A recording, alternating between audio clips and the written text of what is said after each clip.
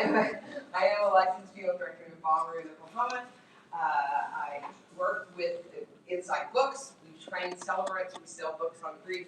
I also teach at the University of Central Oklahoma, and I teach at worship. So my life is a lot of fun.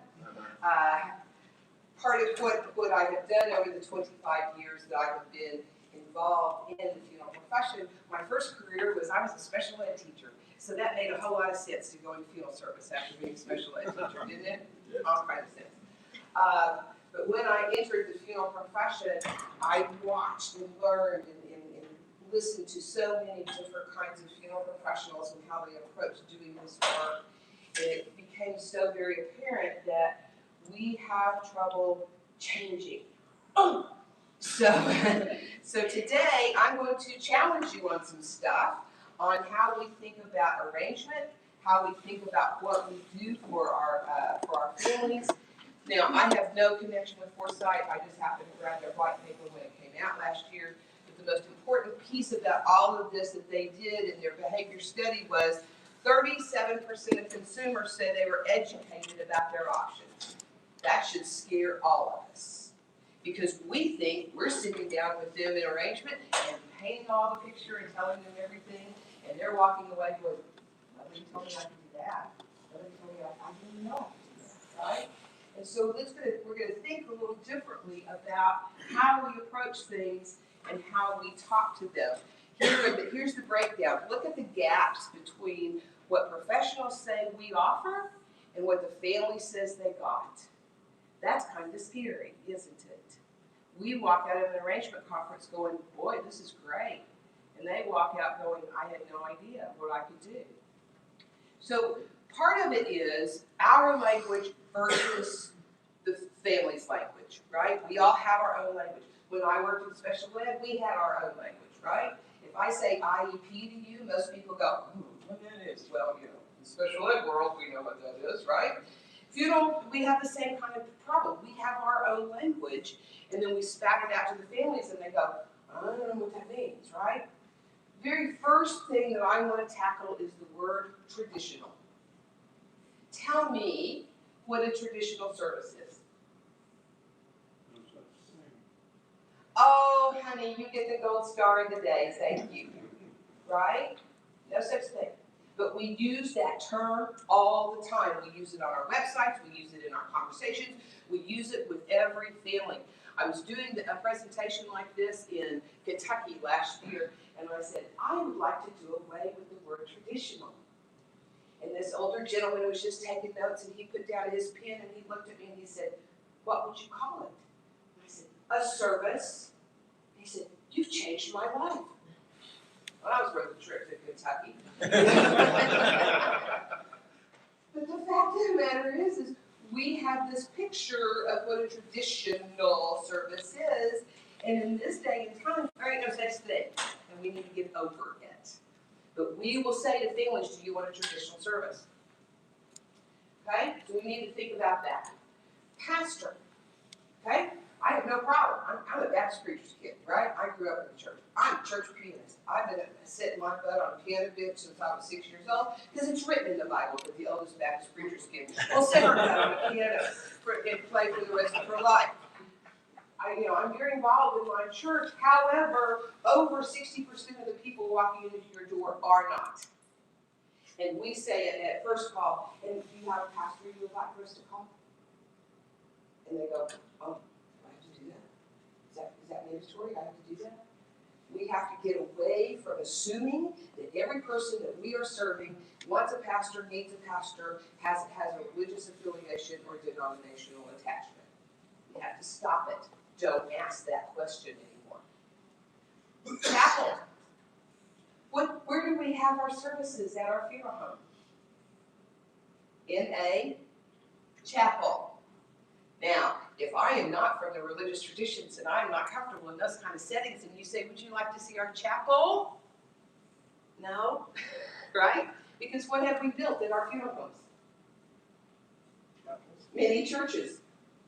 Now, if they're having a service at your place, probably they don't want to go to church.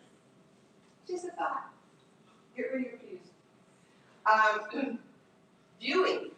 Viewing sounds very, scary and walking in to see the dead body, right? We have to think about what that feels like. I'm a huge proponent of healing. I have been my whole life. But you know,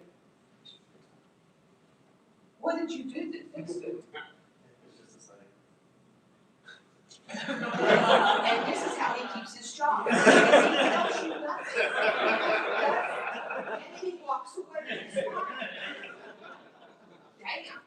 Okay. And we're going to keep going. Immediate. I've had families say to me, we want an immediate cremation. Okay? Now, what does that mean to you? Huh? No. Now? Okay? Does that mean that they want a service? Does that mean that they want any kind of gathering? In our world, no. Oh, no. Here you go. Here's our immediate cremation package. Right? For them, it may mean I would like for the body to be immediately cremated and then talk about having a memorial service later. But we cut them off at the pass because we interpret immediate to be something completely different than what they mean. Because we don't ask questions. That's what we're going to talk about today, is how we ask questions. We sit down with a family and say, what kind of service do you want? I don't want a service. I want my loved one back. Don't ask me that.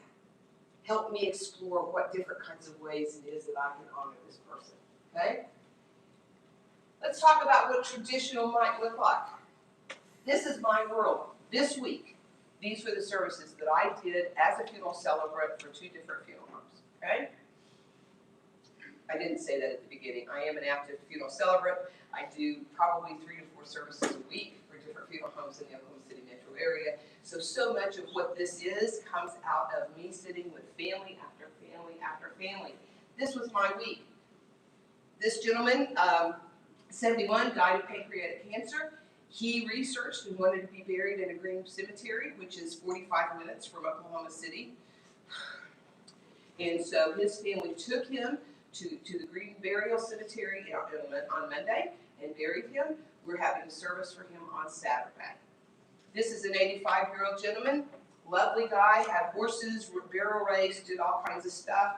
Wife couldn't decide she had 2 pastors in her life that she was close to, and so we had 2 pastors and me. I told the story, the pastors did what the pastors do. Not a traditional service, traditional service in the fact that he was there and his body was there and we buried him.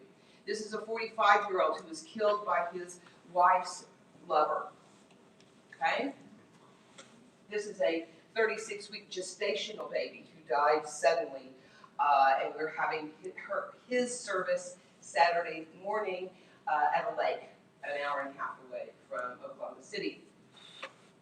This is a 2-year-old who was shot by a family member. Okay? We had her service in a body. This was a 15-year-old who died of cancer at St. Jude. This was my week. Which of those were traditional? Right? We have to get out of that mindset. Every one of them is unique, special, and have to be treated as unique and special, not the little, oh, this is our traditional service. Go look at your website and see how many times it says traditional on your website, right? Instead, let's talk about tributes. Let's talk about gathering. Let's talk about an officiant rather than a pastor. Do you have an officiant that you would like to use, or can we help you find somebody? Let's talk about a gathering space rather than a chapel. Let's talk about farewells rather than viewing, right? Let's talk about a family ceremony. If a family walks in and says, I don't want a funeral, then you say, let's talk about what a family ceremony is going to look like for you as you say goodbye to your loved one. Okay? We have to start allowing them to use different language so that we can help them envision what it is that they would like to do. Okay? Oops. So ask questions. We have such a tendency, as soon as they say something, we shut it down. Okay, here you go, this is what we have. Rather than exploring and asking questions. Okay? I want an immediate cremation. What does that look like for you? What kinds of things does that mean for you? What kind of experiences are you looking for in that situation? I have used what does that look like for you for 25 years with families. And what they mean and what I interpreted to the beginning are so completely different. Okay? Walk in and sit down with the family, I want a party. I don't want to feel I want a party. How many times have you heard that? Right? Tell me what that looks like for you. Well, we would like to have candle lighting, and we would like to have a video and music, and we would like to have a couple of people speak, and we'd like to walk like a duck, claps like a duck, right? And in my world, if they want to call it a party, that's fine. But don't assume what they mean until you ask more questions. What does that look like? What does gathering mean for your family? When you have those families, especially your cremation families, they're like, just cremate, we'll figure it out later. Then you could say to them, when your family gathers, what does that look like? Is that, do you have food? Do you have time for people to get together? What does gathering mean for your family? And how can we offer something like that that will be meaningful for you as you say goodbye to your loved one? Okay? How do we pause with intention to honor this life? I have watched that one phrase turn more immediate cremation and burials into full services than I can count. Because they never, they kind of stop and go, oh, I guess that is important for us to do. How do we pause with intention to stop and honor this life? What is going to be meaningful for you? What elements are going to be powerful for you? How can we help you pause with intention? Got your cremation families? We've identified how we're going to honor the body. Now let's identify how we're going to honor the life. Because your cremation families and us have always defined the service by the type of disposition, right? It's a cremation family. No, it's a family who has chosen cremation for disposition. Now let's talk about what kind of service they're going to have. But we have put them into that corner of, it's a cremation family. We treat them like second-class citizens, and guess what? They are now over 50% to 60% of your customers. And so we better start changing how we approach that, right? So ask them, when they say, oh, we're going to have a cremation. That's wonderful. I'm so glad you decided how you're going to honor the life. Now let's talk about how we're going to honor the life. To let them know there's all kinds of options out there because they think if it's a cremation, we're done. And it's not. And I'm going to show you some of those. And then these are the 3 questions that I have several funeral directors that are using this all over the country who are utilizing celebrants. This is not a presentation necessarily on celebrants, but an opportunity to help you understand how to offer celebrants and how to offer all kinds of options to your families. I have the funeral director in Oklahoma that he and I brainstormed this and created it. He sits down with every family. He started a funeral home 4 or 5 years ago in his hometown, Tuttle, which is population 8,000, about 45 minutes from Oklahoma City. And he told me when he started his firm, he said, Glenda, I will never use a celebrant because it is conservative, church on every street corner, it's not going to happen. And then he started asking these questions. And when people figured out that they had options, 2 years ago, I did 65% of his services because they understood that they had options. So let's look at the options. I have found that when I work with families, that they usually fit into one of 3 categories. Let me explain those to you. Does it fit you to have a faith-based service with reading of the obituary, elements such as prayer and scripture, and religious reflections led by a pastor? And number 2, does it fit you to have your loved one's story told with no religious elements included? Or number 3, does it fit you to have your loved one's story told and incorporate some faith-based elements such as scripture or prayer or music? Where do you think most families fall? 3, right?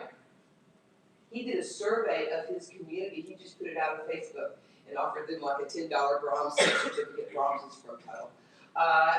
For cheeseburgers. Right? That's where the Brahms cows live in Tuttle. And just asked them to tell him, who are you? He did, over 250 people responded. And it was 75% threes. When he had said, everybody in my town goes to church, everybody's going to want a religious service. We don't know till we ask the question. We assume.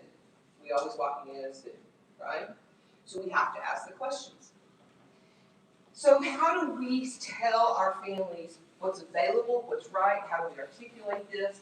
Now, I've been in this business for only 25 years. And by the way, Melissa, 78 old, just FYI. She said something earlier about an old guy that was 70. I'm like, dude, now we're meddling.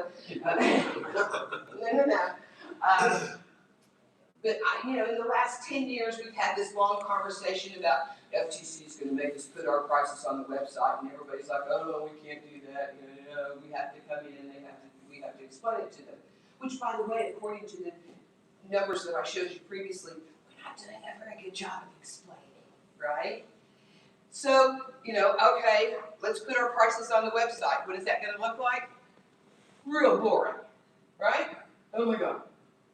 How do we change that? We start showing people what we can do. We live in a visual world. Everything in our world is video and memes and gifs and all the things, right? So how do we show families what service can look like? And how do we explain to them that there are so many options out there that they can partake in, that they can dream about, that they can vision with their director how to put all this together. Because everybody wants to change the world, but no one wants to change the toilet paper. It's hard, for that first family to say, yes, I'm going to do something unique that speaks for me. And so if we show them what's out there and what they can do, then it gives them the courage and the dreams and the ability to say, okay, we can do this.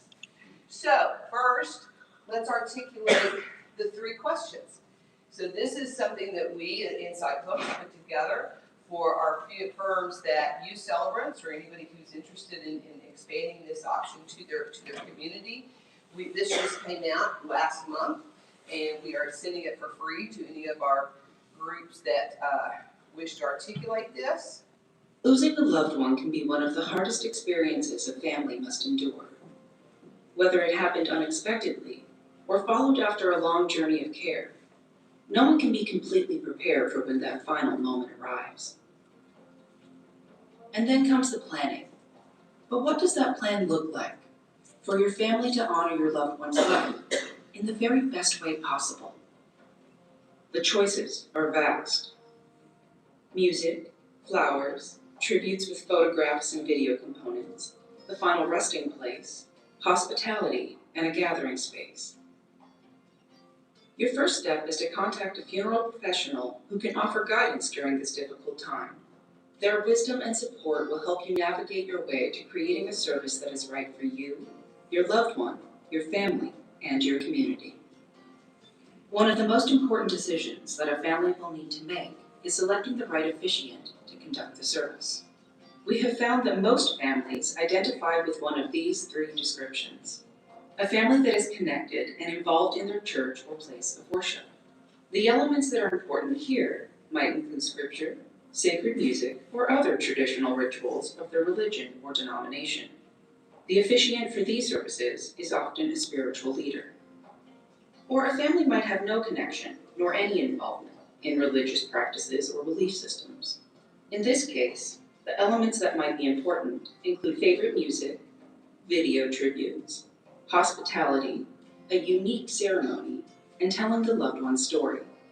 The officiant for these services would be a certified celebrant who would meet with the family, gather their stories and their memories, and create a unique, personalized service for their loved one to be honored.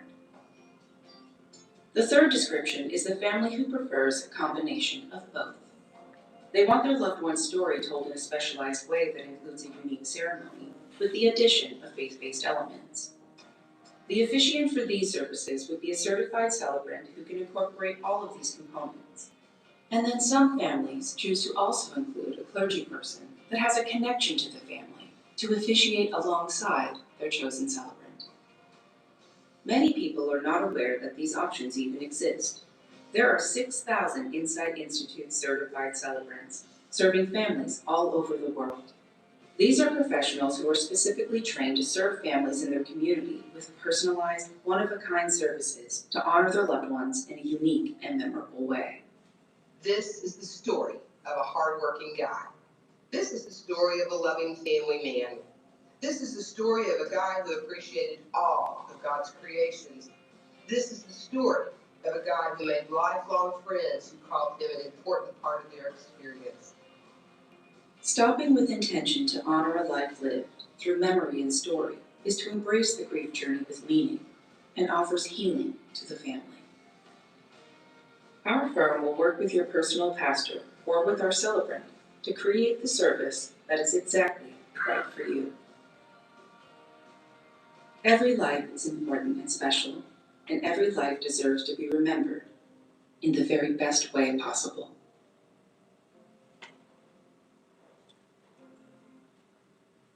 Questions? Yes, sir. Isn't the word officiant just another word you gotta explain? They don't know what that is. Most people know what an officiant is. No. Somebody who stands up and takes care of the thing. No. Well, what would you use? Well, sometimes we ask them, who do you want to speak, but sometimes that gets you. That gets you into open mic kind of karaoke bar. Well, it does.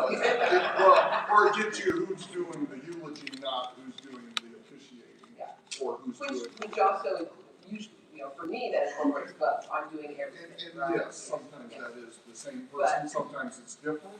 I have not run into families who don't understand officiant. Okay, so figuring out some way to say Who's organizing the service or who's who's going to take care of they making sure that understand the MC or MC, yeah, right? that kind of word, Yes. they don't understand Yeah. because it's a church word. And if you don't have church, you don't understand. Yeah. Okay? Questions about this? It's a way to tell families that they have options when they don't think that they do, right? Not just a celebrant option. I mean, it certainly says if you wish to have a service with your pastor, this is what it can look like, right? But we're not out there telling our families or putting on social media that things need to be, it can be different, can look different, right?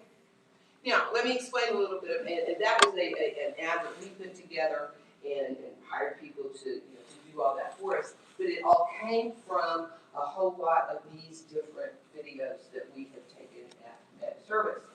When Brent, my field director from Tuttle, started his firm, nobody knew him, nobody knew he grew up in Tuttle, they all knew him, but as far as what that meant for him to be a funeral director. And so he had worked in the event industry for 20 years before he came back to funeral service. And what he found, especially in the wedding industry, was that they were doing these 3-minute captures of the entire experience and posting them the day after the wedding, because so many brides would have buyer's remorse. I spent all my money and I don't remember anything that happened, and so they started posting these little 3 to 4 minute captures and putting them on social media so they could show their friends what their wonderful wedding looked like, and it worked. You ask anybody in the wedding industry, and they do this all the time. And so he started doing it for funerals. And he got permission, they would sign off on it. And so he started doing it just with his iPhone and iMovie, and then he finally graduated into using a professional videographer that comes and takes all the pictures and edits it into this 3-minute capture that goes onto Facebook, okay? So that's what you're going to see for the rest of these are the videos that have been created out of those services. This service, this woman had battled cancer for several years. She had 4 children, all in their 20s and teens. She had grown up as a funeral director's daughter and was very intentional and specific that she didn't want anything to do with a traditional funeral. She hated it, hated everything about funerals. And so when the funeral director sat with the family, they said she didn't want to go anywhere that looks like a funeral. He said, where would it be right for her? And finally, the oldest daughter said, I work at this golf course. I want to have it at the golf course. So, okay, you get your vendor, you get your chairs, you get the thing, and you set it up. And, there were some golfers a little pissed off because we closed the first tee at 5 o'clock. Sorry. But this is what it looked like.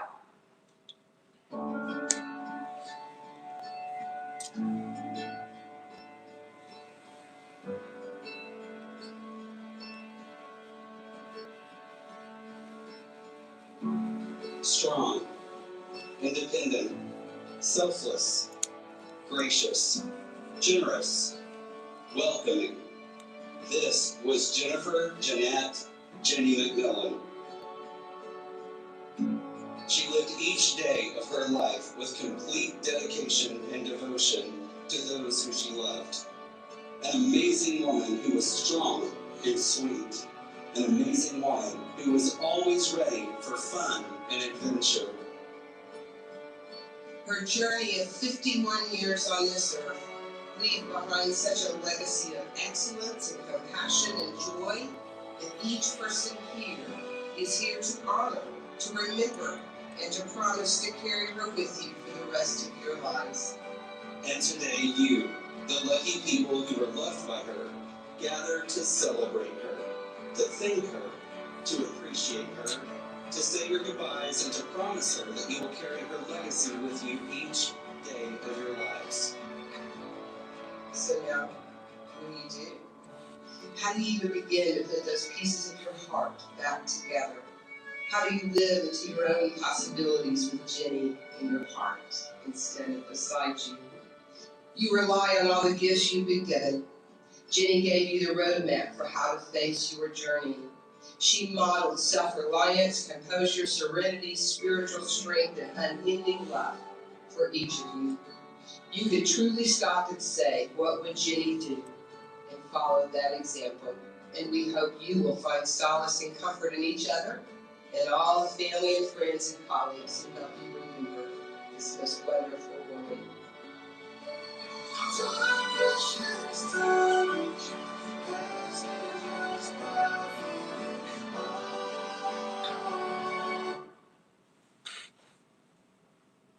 Imagine putting that out for your families to see what services can look like. Questions about that one? Yeah. Yeah. How much is the funeral director? I mean, to me, that looks like the chairs are, did the funeral director contact the golf course and get the whole? No, he has vendors, he has florists and chairs and table vendors that he contacts when we do this. And they come and set it up and then they take it down. And the family pays for that. That was probably about a $25,000 cremation funeral. Yeah. So because they're paying for the videographer, they're paying for the chairs, they're paying for those things. But for that family, that was important.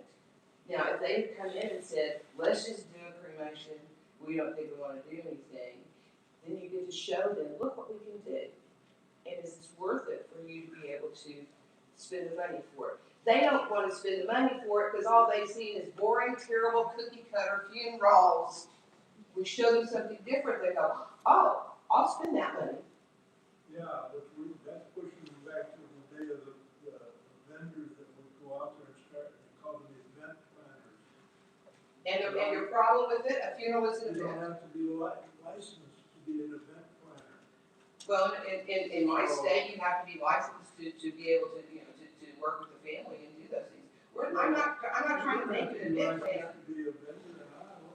Huh? You don't have to be licensed to be an event planner in Iowa. I can assure you that the people who come and set those chairs up have no interest in doing funerals. They just want to come set the chairs up. The ones I've visited with in the funeral business, and I'm retired now, but they said, well, we want to have it when those people we can talk to. So the last one I know of had his funeral service at his 90th birthday. He fed everybody at a restaurant uptown. Yeah. And had that all arranged himself. And he basically talked to everybody that was there. And that's lovely and that's glorious. You can go to that country club and not have a funeral director. And that's why we put it out there to show people this is what your funeral director can do. Because they think they don't need a funeral director, right? That's why we're putting this out there to the public to say, the guy speaking that as the MC, that's the funeral director. That's the guy who's taking care of things. I'm there as the celebrant, he's the funeral director.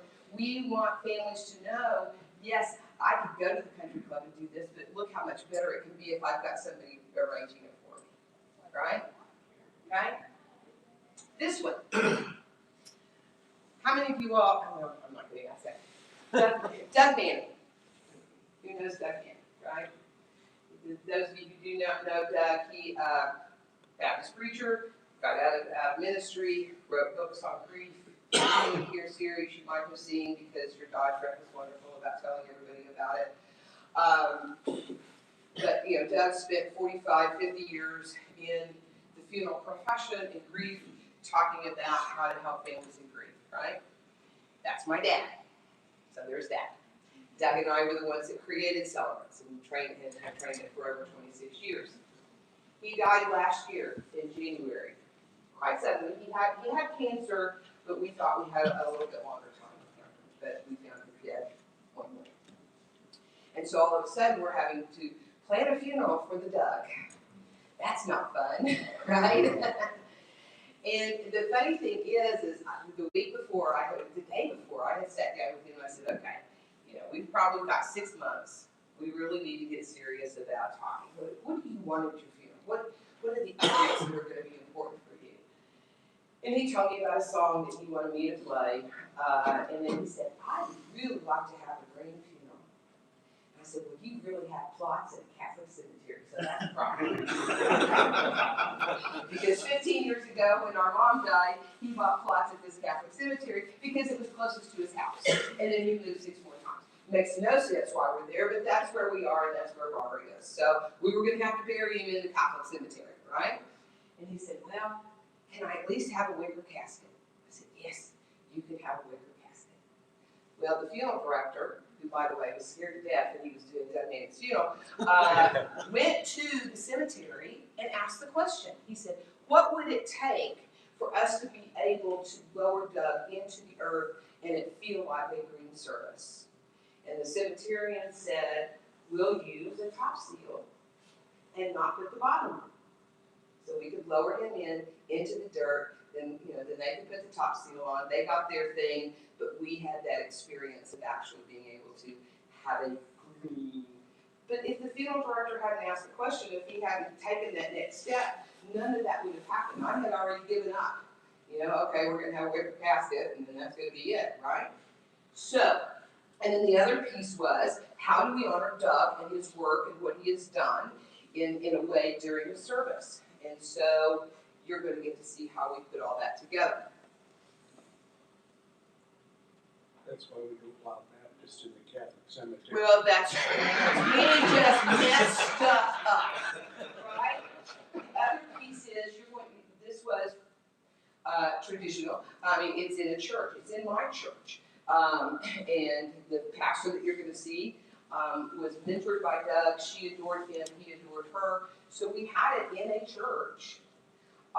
So in a lot of ways, you know, he was involved. He was casketed. He was viewed. All those pieces feel very traditional, but you will see that it feels very untraditional in a whole lot of different ways.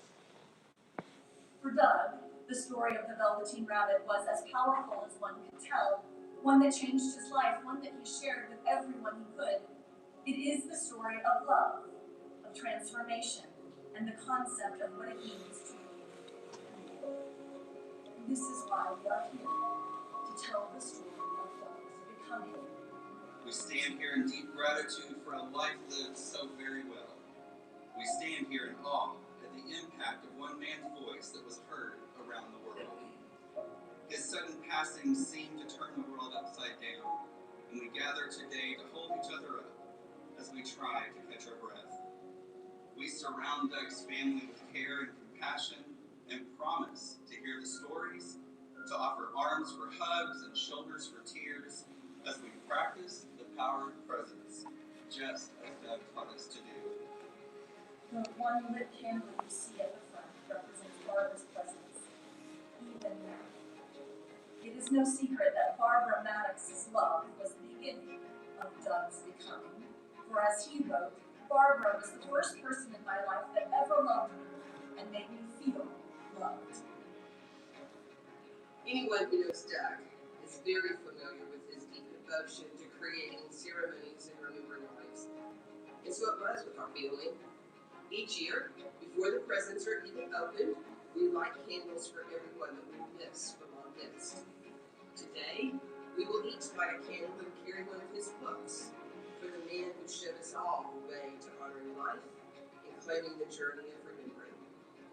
The bucket is a reminder that the only way to help people is to get into their buckets and listen to them. This idea would be Doug's most significant teaching, other than the 3 H's. Hang around, hug 'em, and hush. When you live into your 90s, you get to be a dad for a long time, and a grandfather for a long time. To Doug's family, thank you for sharing him with us. He did so much for our profession and for those we serve, but we know that his heart is always grounded in you. His love for you was without question. We are thankful for the gift of Doug Haynes' life. We are better because he was here. We will honor his legacy by striving to be the people he always believed. The reason that Doug believed the Velveteen Rabbit was such an important story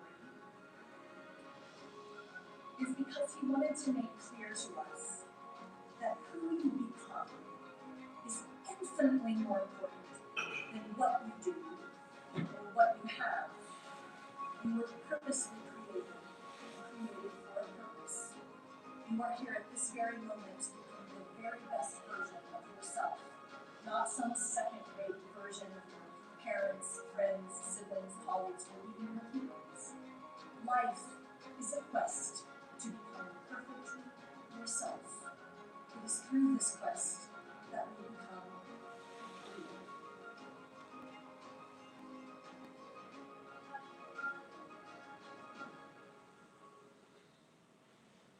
Questions?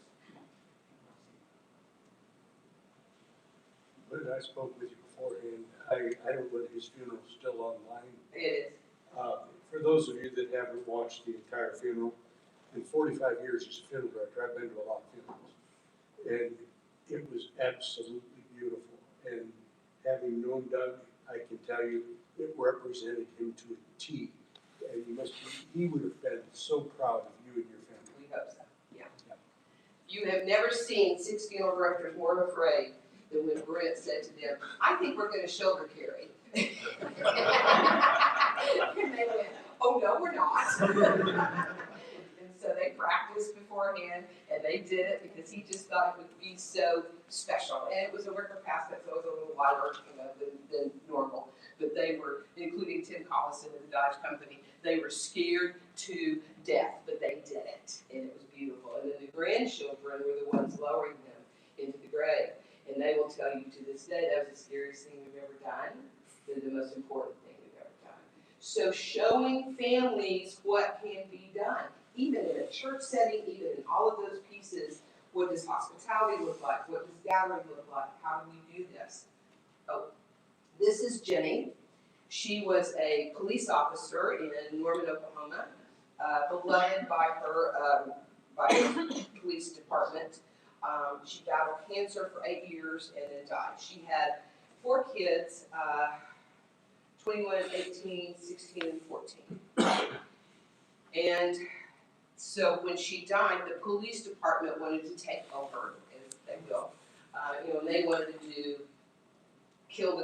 died in the line of duty kinds of honors, which is great. It's wonderful. But they basically told Brent and I, we've got this. And we said, no, you don't. We're going to help you. And so we had to have like an hour prep meeting with the police. But the point was, we're going to tell her story. It's not just all going to be the pomp and circumstance. We have 4 children who need to honor their mom, and we're going to do that. And so they gave in, they were fine. And I had to kind of navigate. I had to MC, 4 different officers wanting to speak, and all the honors and pieces. So somebody was putting it together. So I told her story as well as, making sure everybody knew what they were going to do. We rented a church just for size. There was 1,200 people there. There was over 1,000 people watching it online. And after the service, the chief of police that you're going to see speak in just a second came up and said, I never knew a funeral could be like this. I want you and your people to come to each one of our precincts and talk to them about how to plan a funeral. No, to 1623. known as the 1623 Officer Brian. Thank you all for being here today to honor the life and legacy of Master Police Officer Jenny Bryan. It's never easy to gather under these circumstances, but today we come together to celebrate the life of an incredibly dedicated and courageous mom, daughter, and friend. Today is Jenny's day. While she was not one for attention or people taking care of her, she would love having all of these people who were so important to her bound together as one. Anyone who knew Jenny appreciated how she flung her arms wide open and welcomed all the people and adventures and opportunities that the world had to offer. She was so thankful that she got to be able to do things she loved, watching her kids play sports, cheerleading, training cadets, and FaceTiming her nieces and nephews while she was on duty, which was okay, right? It's like, I mean, you can't write her up now. So. Jenny had all the greatest qualities of what it is to be a police officer, but her most important role was as a mother. There was no doubt that you kids were the center of her world.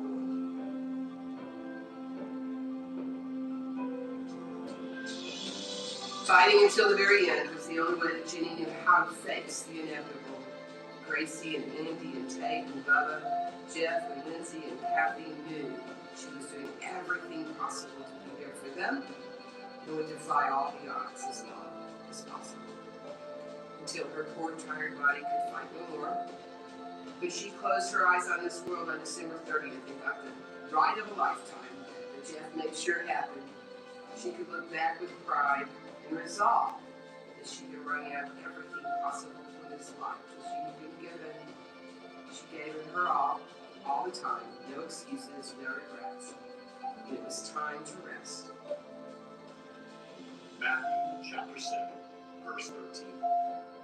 Enter through the narrow gate, for wide is the gate, and broad is the road that leads to destruction, and many enter through it.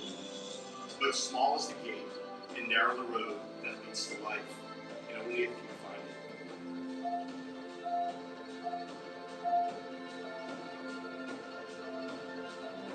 it. This is the last call for Master Police Officer Jenny Bryan. Rest easy, Officer Bryan. You are loved and missed. We will take it from here. Questions about that?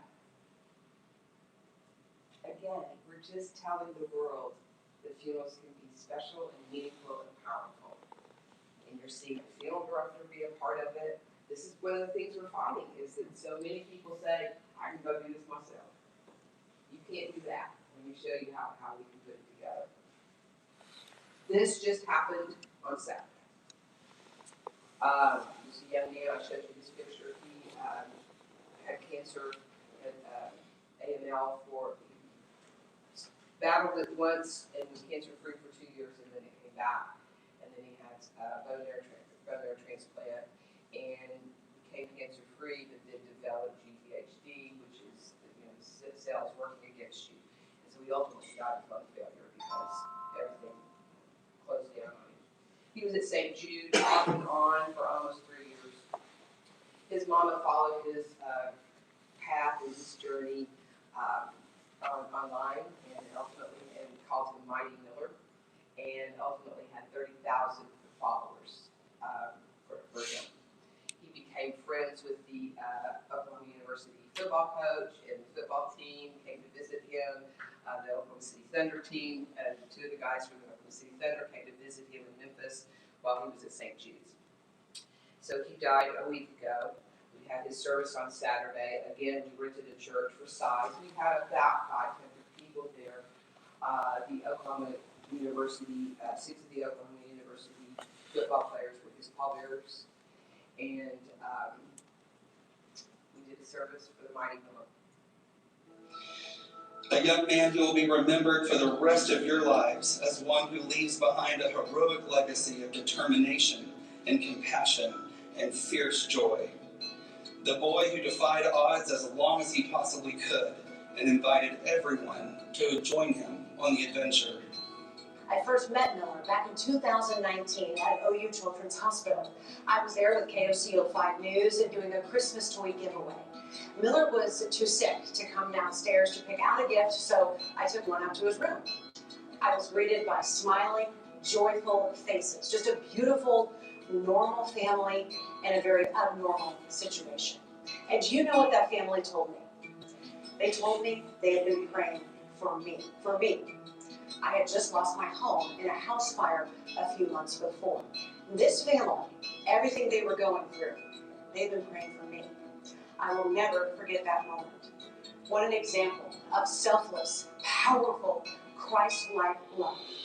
It was at Art with Heart that Miller had the opportunity to meet his OU football hero, Coach Brent Venables.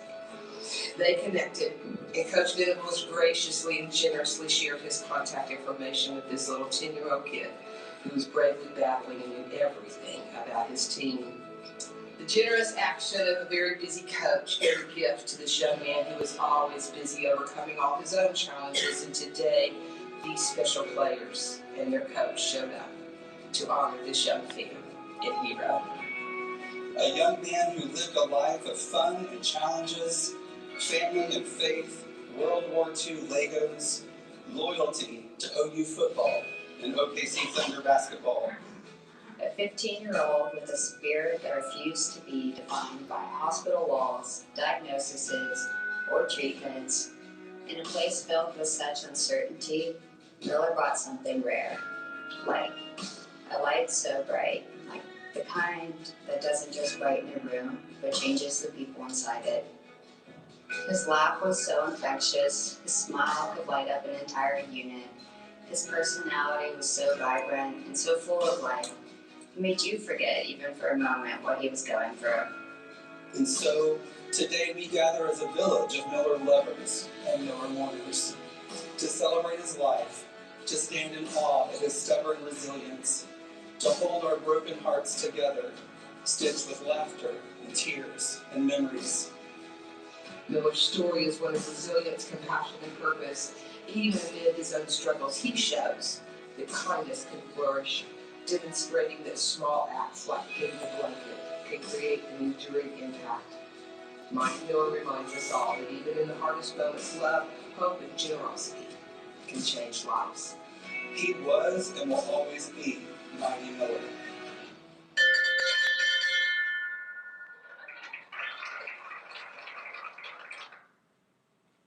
Questions?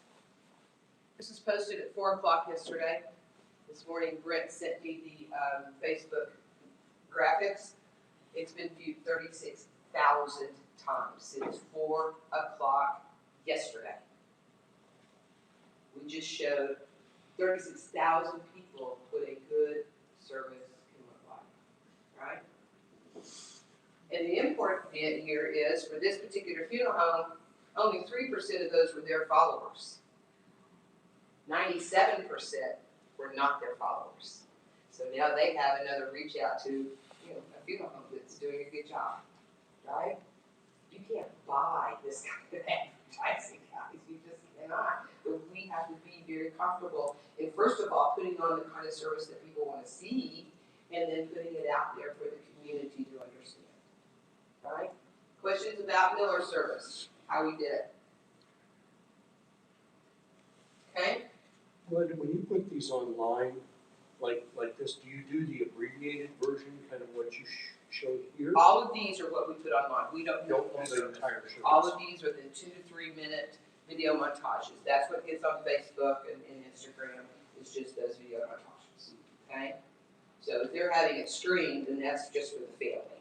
And it was publicly streamed because he had so many followers who wanted to watch it. But these are the impactful ones where people watch them because they're quick and they're easy to watch. Do you do the video editing, or does your videographer? The videographer that he now works with, he went through 2 or 3 different videographers. This gentleman came from the wedding industry. He kind of understood how to do it. He has a drone. He has all the stuff. And so he will come. He videos the whole thing. He goes back and edits it. So that happened Saturday. He had it edited and back in the funeral director's hands yesterday, so he could post it. Do you know what the charge? $1,500. for the videographer. Yeah. That's what he charges. You know, you can find people that can do this. Again, it's getting to know who are your vendors out there. Who can you work with? Did you see the Mighty Miller sign up there? That's a group that does lighted, letters and numbers. Contact them. They come in. They set it up. As I was standing there, as we were putting Miller into the hearse, they were in there. They were taking it down. Taking care of it. You saw the 1623 at Jenny's service. Again, same group. I think they charge $50 a letter, right? They come, they put it up, they take it down. Finding your vendors and knowing how to work with them makes such a difference in how we're offering things to our families, okay? Was that her officer number? That was her officer, that was her badge number. Okay? How long did it take to prepare all of that to be ready for the service? The service, I mean, like from the time that boy passed away until service, was it extended because of all the extra? week and a half. Yeah. I mean, I met with them on Monday, so for the service on Saturday, but Brent had been working with them for probably a week before that, so almost 2 weeks. Making sure you had all those pieces. One of the nurse that came in, she was from St. Jude. She flew in from Memphis to speak. So there were some moving pieces to it, but just figure out how to do it. Yeah, well, right? sure. I just want to know. And the reason that this intrigued her, because when she came in, she was just overwhelmed, as any mom who has just lost their kid is overwhelmed. And she felt like she had such a responsibility to the 30,000 followers that followed her on Facebook, and she was overwhelmed. And Brett actually showed her Jenny's service, so she could kind of get a feel for what it would be like to have a big service and what it would feel like to have different people involved, so she could have a visual of, okay, yes, I love those numbers. Could we do that for Mighty Miller? I mean, so having something to show them helps them then take that vision for what's going to be right for them, right? So not only is it good to put on Facebook, he uses all of these in arrangement, right? So he can say, can I show you something? This is something, an idea that you might want to look at. And they go, yeah. And I'm going to show you another one of those. How is that affecting his market share if the other funeral homes are not doing it? Or are the other funeral homes trying to get on board? Not yet. Not yet? Not yet. Yeah. We ain't never done it that way before. But is he noticing an increase? Absolutely, in market? absolutely.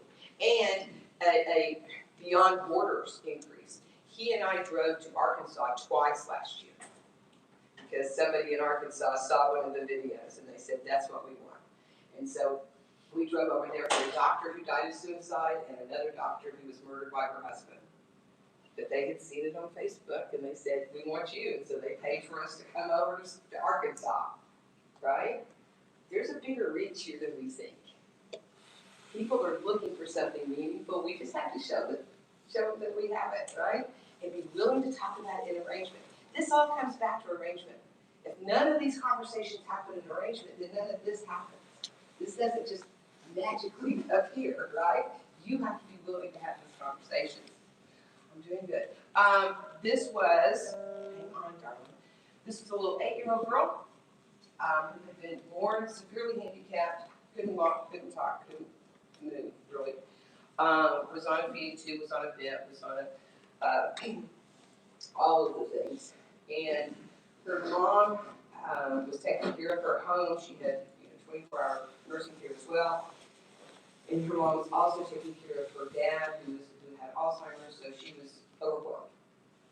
And one night was really, really tired and slept through the ventilator popping out, and she didn't hear the alarm, and the little girl died. And so when she came in to talk to the funeral director, she said, I want it pink. If you've seen Still Magnolias, you will so appreciate this. Bashful and blush. I want it pink. I want it to feel like her wedding and her graduation and everything that she will never have. You're going to see a sand ceremony. We have used sand ceremonies several times. I don't know if any of you all have ever seen a sand ceremony, or maybe you've seen it at a wedding. where people come up and pour sand into a jar so that they can take that home, and it represents all the different letters. So we had like 15 of her private duty nurses who came up and poured sand into this jar, as well as the mom and the dad. So that was a nice little piece. So this is what this looks like. 3,042 days on this earth. Each day filled with vigilance and attention, with joy and bows and pain, with challenges and successes, with Disney princesses, music and animals, and those sassy eyes. Adeline brought so much to so many and received incredible care and fierce determination. And though every person in this room wished for more, every person in her circle of care fought to give her more. On June 2nd, her bright light left this earth. A sassy little princess who touched everyone who came into her kingdom. A legacy of strength and resilience and care that will be remembered for the rest of your lives. We stand in care and compassion for Addie's family, those vigilant souls who cared for her, cheered for her, prayed for her, and believed in her. People always say that God chooses special people to raise special babies. But I think that God chooses special babies to give to people that need them. And I definitely needed ads. Her room was full of bows and unicorns and mermaids and Disney and colors and fun. And she collected a wide group of loving and caring nurses who cared for her at Bethany or as her home caregivers. Dear Father, we thank you for this precious life. Lord, we thank you for the 8 years that you have given the family to have little Abby. You didn't have to give us 8 seconds or 8 minutes, but 8 years, and we're grateful. And we're grateful for those that know you one day will be with you again and with her. There are no easy answers for this particular grief journey. The only way to survive is to take it a moment at a time, a breath at a time, a memory at a time, a step. Rely on the understanding hearts and listening ears as you tell Addie's stories again and again and again. Such a little girl. She touched so many lives, and she was unforgettable. So many people loved her, and she will be so missed.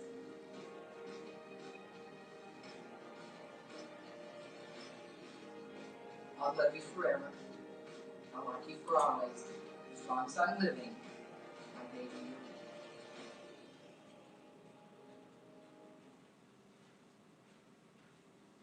That's a cremation service.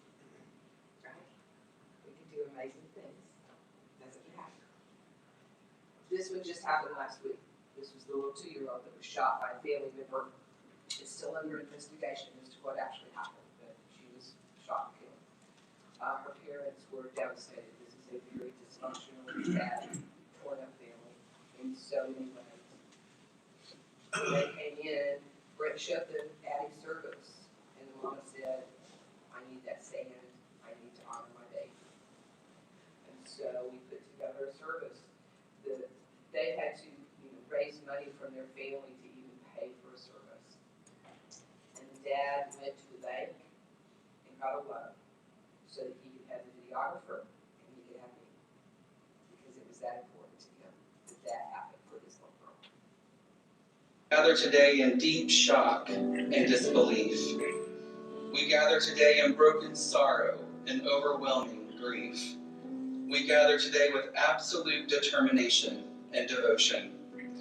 We gather today to honor this little life who was with us but for a moment, but changed her world and everyone in it. From the beginning, Lonnie was something special. She was lovable and clingy and protective of those in her life. She let everyone know this was my daddy and my mommy. She loved to sing and dance and was spunky and fearless and fun. She brought a whole new light of hope and possibilities and future for Rico and Serenity. This was worth all the work it took to create a home of security and nurturing. We gather today for the little Kaylani Joy Rodriguez, this bundle of life who blessed us for 2 short years, but will live with us forever. A little bundle of, like her name, joy. And she was. And I do know when she was born, I seen something in Rico changed. Something I ain't never seen. There's like a spark of hope. It was such a glow in Kalani's eyes. Anytime you looked at her, she was always smiling. And when she would come into the daycare, she'd run and grab me around my legs and just be smiling and just glowing, her eyes just glowing. And she was funky. If she got mad at you, she let you know. But then she'd give you that little heavenly smile. She'd tell you no, she'd stand there and she'd just stare you down. Stir you down. And the more you stirred her, the more that little smile came.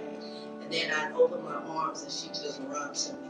She loved all the usual shows, Peppa Pig, Minnie Mouse, K-pop Demon Hunters, and of course, Baby Shark. Each of you had a unique relationship with Lonnie, and your grief journey will be full of starts and stops, rage, sadness, and anger, and a soul that just feels empty. And that's how it should be. The most important person in this story is Kehlani. Never lose sight of her. As we come to the end of this gathering, let us hold close the love that has bound us together today. That we say goodbye in the physical sense, the essence of Lonnie that we honor remains woven into the fabric of our lives, and the stories we tell, the lessons we carry, and the quiet moments when her memory touches our hearts. May we find comfort in knowing that Lonnie's life made a difference, that her laughter once filled our days, and that her smile left an imprint that time could not erase. Lonnie never spent a day not knowing that she was so very loved and cherished. Our entire family. Questions about that one?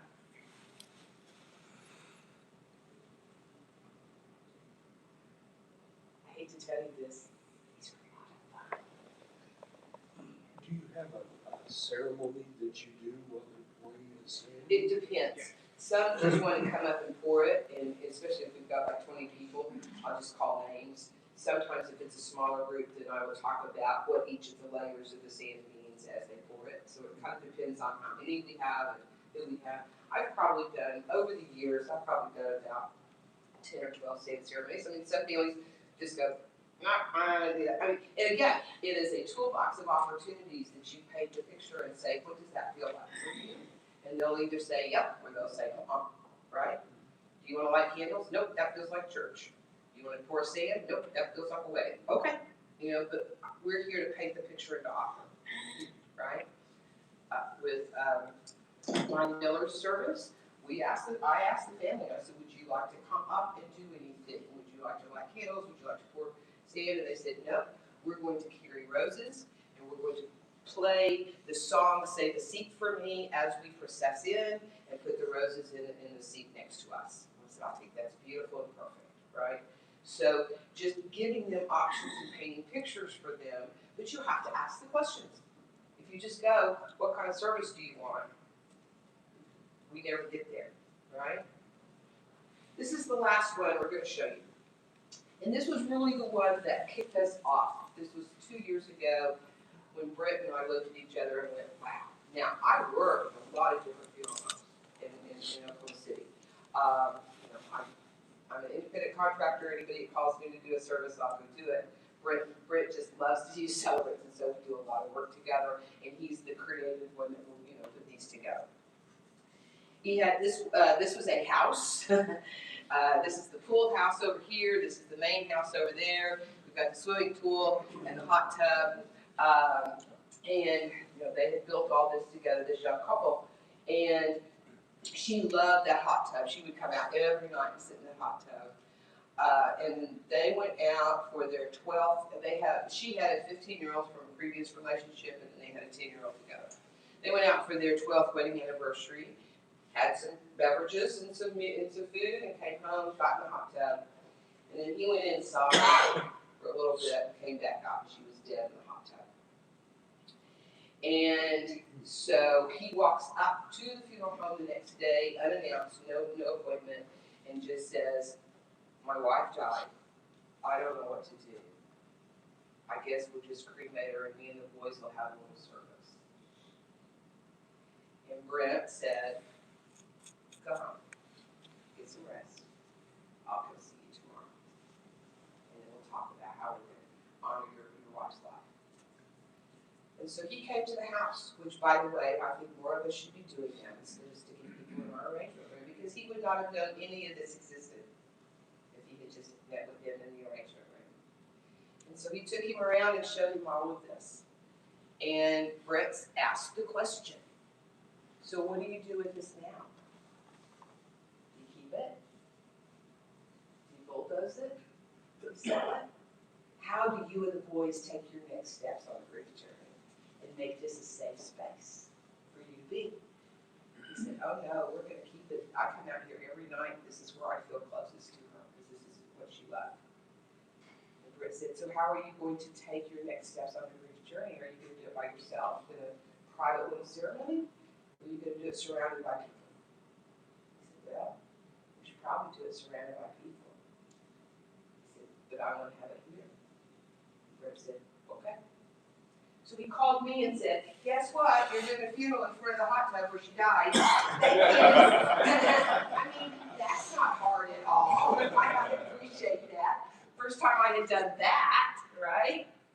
And so once again, you get with your vendors. You get vendors that are going to bring out tables and chairs. You get vendors who brought out 2 huge porta potties. You had catering for 300.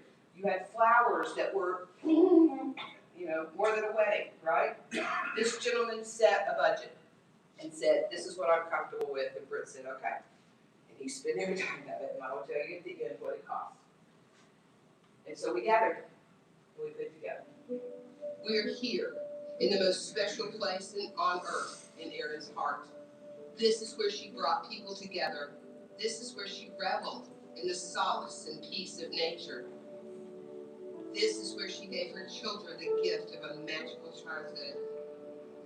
This is where she dreamed with Joe about the next project.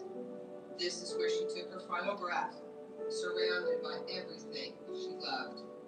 On behalf of the family, we extend such gratitude to each of you who took the time and made the special effort to be here tonight. Your presence today and in the days to come are such a valuable part of the family's journey of grief, knowing that they are not alone during this season of sorrow.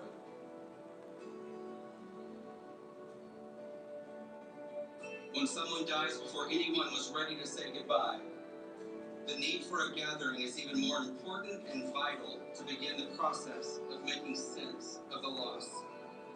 So we gather today because we are here to remember Erin.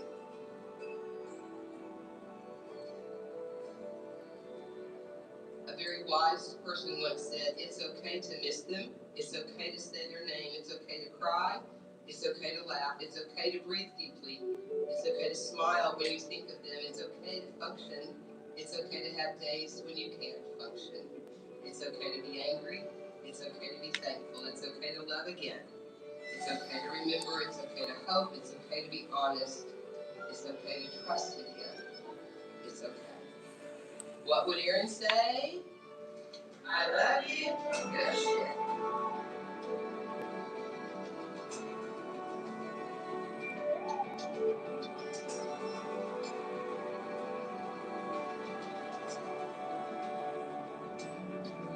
Yes, we almost caught the tree on fire.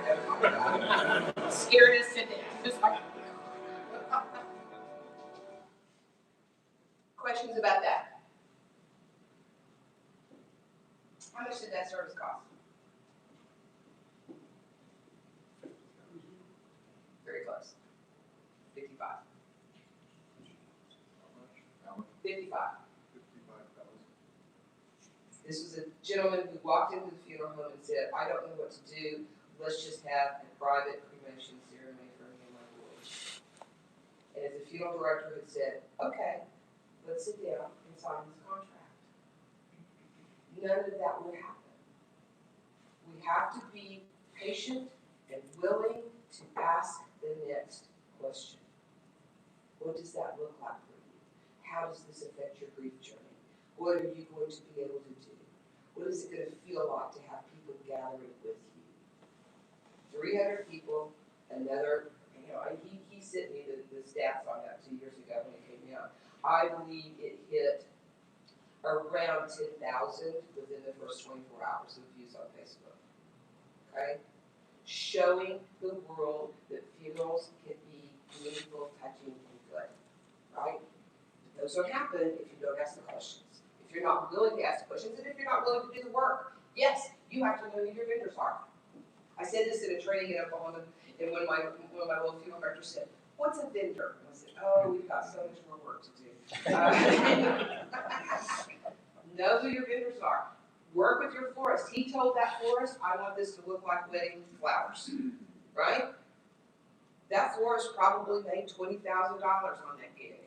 But she was there, she placed them, she climbed on that waterfall to put them on there because he made her an important part of the experience and she was making good money off of it.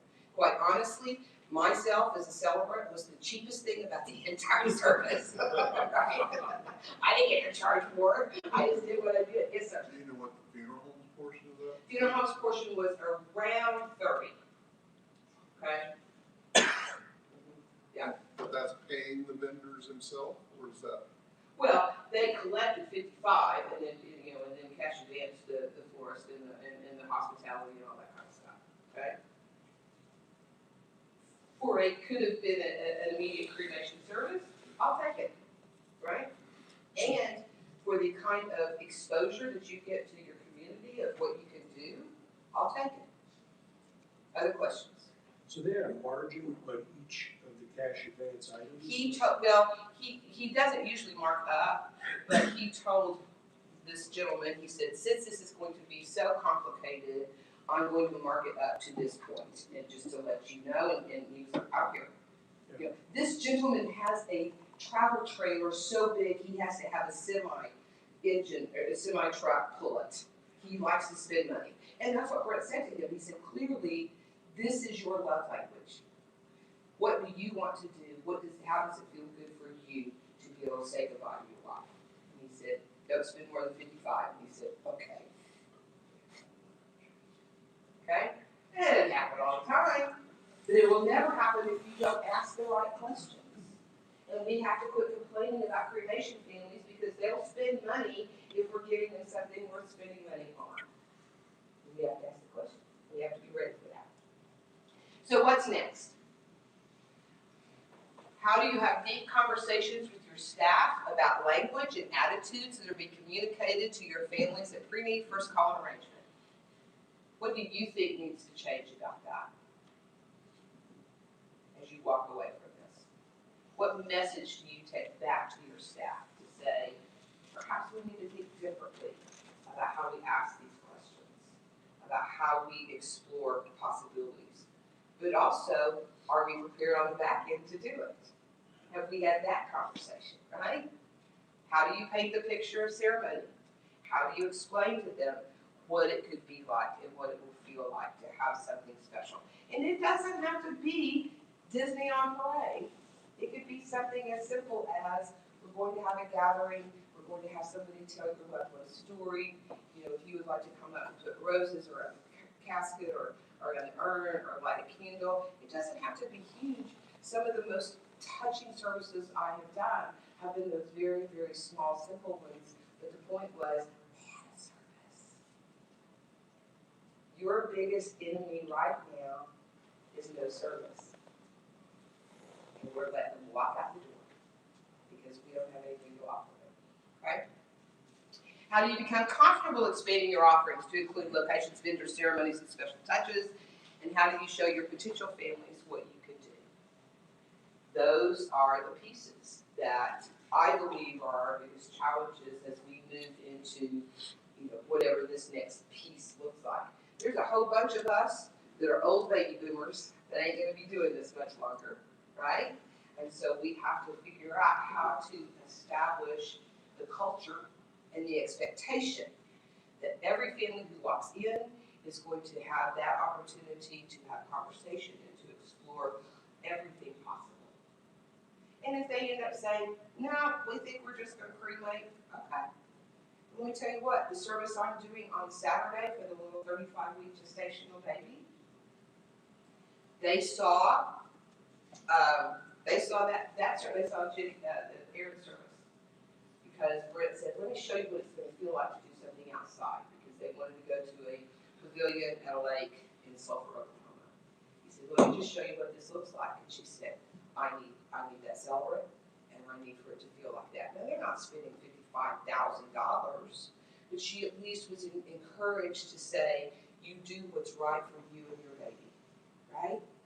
So we're gonna go hang out at a pavilion at a lake, and we're gonna say goodbye to this little 35-weeker that they had worked 10 years in IUI to get. But how many times have those families been told, minor grief, right? So they're spending what it takes to be able to have that service because they've been shown what you can do. I'm going to stop and I'm going to ask for questions beyond what we've already talked about. This is my email, that's my cell phone. If you want to visit, if you want to brainstorm, if you want to talk about getting a celebrant in your area, whatever you need to talk about, feel free to reach out. Other questions about what we have covered? I've got QR codes and all of the stuff, so if you're interested in having copies of some of the videos, holler at me and I can send you QR codes. Or you can go to Eager and Smith and Turner and Tribute Memorial Care Southwest. That's where all of the videos live. Other questions? You guys have been great. You listened to my little sound thing. We all get to applaud the gentleman who fixed it in 2 seconds. Those of you who've been through celebrant training, any observations? Yes? Glenda, you trained in 2015. I'm very lucky that I get to work as a celebrant in a more full-time capacity in my role. For those who don't have celebrants on staff or in their communities, I can tell you personally, I run data on all of the families that I serve. I've been collecting it since I started. This year I'm on pace to do 50 celebrant services, just myself. We had 2 on staff. Right. Compared to 3 years ago, that number was about 15. Because your arrangers didn't know how to offer it, and your families hadn't seen it. It's word of mouth advertising for the funeral, because we have people walking out, whether it's me who is officiating or whether it's our other celebrant, Suzanne. I want a funeral like that. I want a funeral like that. I had a gentleman just 2 weeks ago who I met at the decedent's home, which I love going to. So that was an awesome acknowledgement too. Daughter was in charge. They had found me online. Read about my biography. So this is the person for us. Yeah. Went to them. The son, who was also in charge, was participating, but a little standoffish. He ended up calling the funeral director in charge after mom's service was over and said, I always thought funeral directors were slimy. I didn't want a funeral. Yes. I didn't want a funeral for myself. I didn't even want one for mom. Right. I want a funeral. And I want one like that. Yeah. So it's changing. It's changing people's minds. I think I sent you an email, Glenda, after seeing you did a celebrant service for my neighbor that was 42 that committed suicide. Yes. And you are what's going to save funeral service for all of us in the room. If you don't have a celebrant, talk to them for me. No pressure. Well, I was sitting in the hotel room last night and I got a phone call from a woman who I did a service for 3 years ago, and now her best friend's mom is on hospice and said, let's talk, can you come see us next week? So it carries and it has lasting quality. And beyond just is the celebrant good, it is the funeral home is taking care of me. I want people to walk out of my services not saying, Dan, Glenda was good. I want them walking out of my services saying, that funeral home took such good care of us, right? That's my goal, is to meet the needs of the family and to make that funeral home look so good to the community that they know how to take care of families. That's it, right? Okay, other questions? Yes, sir. I don't know this answer, I'm just asking this question. Yes. What, do you have to be a celebrant? Let's talk in why we call them Insight Certified Celebrants, so that if they're coming to a funeral home and you can say, have you been through training and do you have a certification, then you know it's not Joe Blow. There's people out there that call themselves celebrants all the time. You know, I'm not the celebrant police, but I know I have trained 6,000 people over the years that know how to walk into a family and know how to take care of them. So, you know, there's pastors that call themselves celebrants, there's chaplains that call themselves celebrants. We just hope that our funeral directors. There's no licensing or anything. No, because any idiot can stand behind the podium, as we well know. Right? Well, it's like marriages, how many people do weddings now that aren't? Yeah, I mean, I've got that $25 universalist thing that I could do weddings. I don't, because I like dead people better than brides. But, yeah, you know, so, no, there's no licensure, but we're hopefully in the 3-day training that we do. He said that he went through it 3 years ago, and he still remembers what he had to do for his model service and what music he used. So, you kind of make an impression on people. But in that 3-day training, hopefully we give them the tools to not only know how to do this, but also know how to work within the funeral profession and how to work with, you know, I mean, 60% of the people that come to our training are funeral directors, right? But the other 40% are not, and so we're very intentional about this is how you work with a funeral home, this is how you work with a funeral director. We don't teach them to go outside, we teach them how to work within the funeral profession, because we think that's important. Okay? Have you ever donated your services? Have I ever done what? Donated your services? Yes, I have.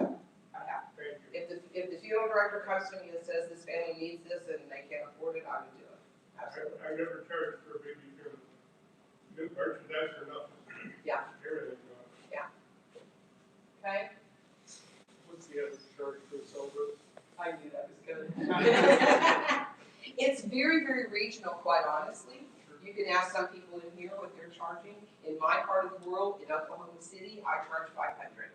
I am on the SCI GPL as a separate, celebrant service, and they have it on as $495 because people like $5, whatever, you know. But yeah, I charge $500. Okay. Do pastors get 500? No. Pastors work 8 hours to put together a service. End of conversation. That's fair. I spend 2 hours in a family meeting and I spend 6 hours writing the service because I write them all from scratch. And then I go and do the service. So no, they don't. They probably get $150 or $200. If they want to go spend 10 hours doing a service, I'll give them $500. Okay? Questions? You guys have been great. I am now exactly 3 minutes over my time, but I lost 7 minutes waiting for everything to start, so I think that I'll leave it out. Thank you all. I know you had a great convention. You have wonderful staff and wonderful board members who put all this together for you. Safe travels wherever you're going. Hopefully I will see you again. I'm at ICCFA. I'm at KO.